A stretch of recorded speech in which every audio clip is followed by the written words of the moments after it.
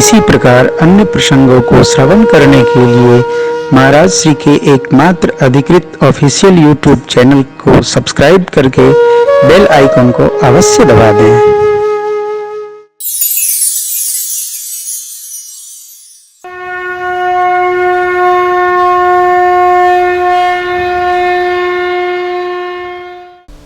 बाबा विश्वनाथ की भूमि पर इनके ही श्रीमुख से माँ को सुनाई गई राम कथा के क्रम में हम आप चौथे कारण पर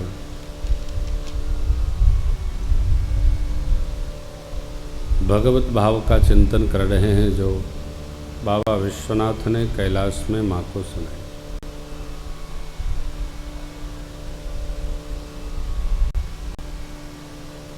श्री मनु जी महाराज राजपाट बरबस सौंप कर देकर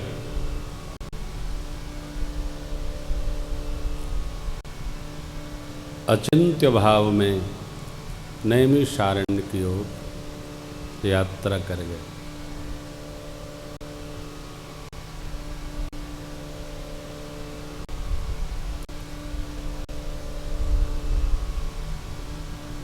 सौंप कर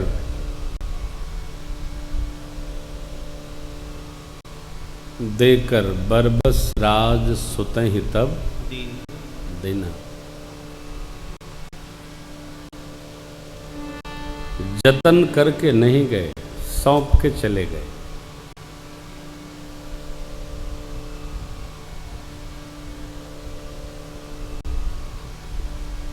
सौंप कर जाना, जतन करके जाना, संभलवा करके जाना, तीनों तीन बात है।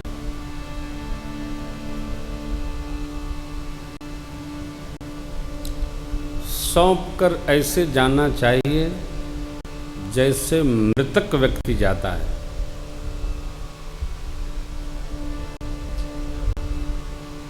मृत्यु जब आती है तो कलम हाथ में रहती है। जगत का कोई प्रपंच साथ नहीं रहता है।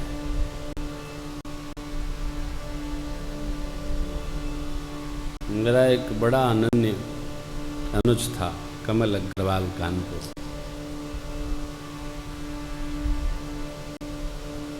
चार दिन पहले उसको मिलने में गया तो मैंने उससे पूछा, तुम्हारी क्या चिंता है? पहले मेरी कथाओं की व्यवस्था वही देखता, तुम्हारी जो चिंता है मुझे दे दो और आनंद में रहो, क्योंकि मैंने सभी व्यवस्थाओं से तुम्हें मुक्त किया कि आनंदित हो जाओ। कहा, पूज्यश्री मुझे आप 4 दिन का मौका दे दीजिए, 4 दिन बाद एकदम हम चिंता मुक्त हो जाएंगे, आपको भी मुक्त कर देंगे। 4 दिन पश्चात वो मॉर्निंग वॉक किया अपने बिल्डिंग का, चाय पिया, 2 बिस्किट खाता था, आधा बिस्किट खाया। ड्राइवर बुलाया, गाड़ी में बैठा, एक पर्ची पॉकेट में लिख के रख लिया, स्टेशन की ओर गया। रेलवे स्टेशन के पास एक क्रॉसिंग है, वहाँ गाड़ी, ड्राइवर, मोबाइल सब कहा रुको, मैं एक सेठ से मिल के आ रहा हूँ। और वो ट्रेन के आगे जाकर एक्सीडेंट कर लिया। कहानी समाप्त।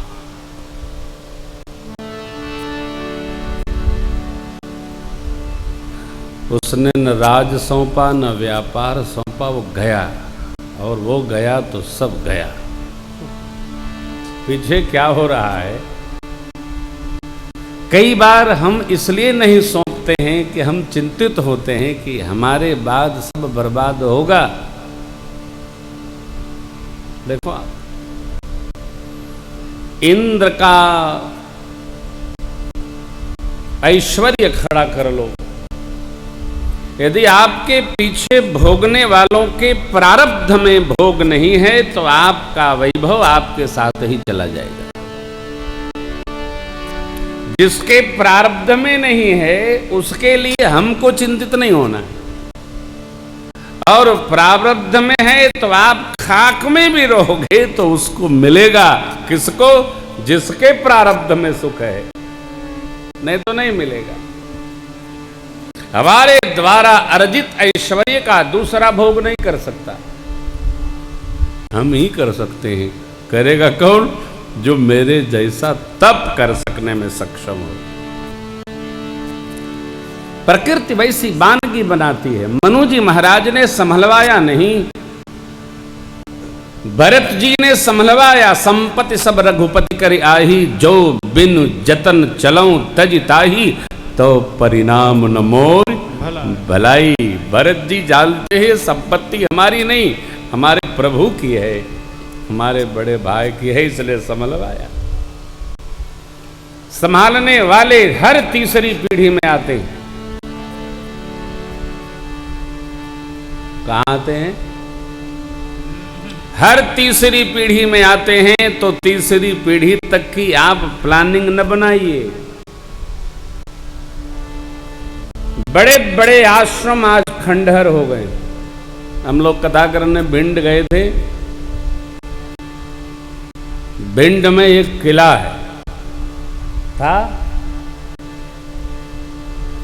बताते हैं ऐसा अद्भुत किला है कि यहां पर अंग्रेजों के भी छक्के छूट जाते थे जब आते थे।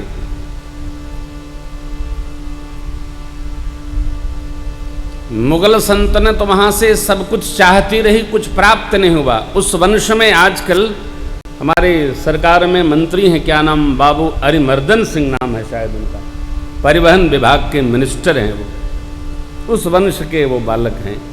मैं तो कभी मिला नहीं मंत्री को, मेरा क्या काम भाई, हम तो संतरी के उपासक हैं। तो वो भी वहां नहीं रहते, वो भी उत्तर प्रदेश में रहते हैं। वो किला इस समय खंडहर बताते थे, जब बना था तो क्या ऐश्वर्य था। बन जाए कब तक? जब तक पौरुष है कर डालो, नहीं तो यह कथा उपदेश करती है, संदेश करती है। बरबस, अरे महाराज बरबस दे के जाएं कहां? गंगा तट। सनातन धर्म में हर युग में उपासना करने के स्थल हैं। सतयुग में नीमसार, त्रेता में पुष्करराज, द्वापर में कुरुक्षेत्र और कलयुग में हर नदी का तीर्थ जहां गंगा मैया पहुंच पावे।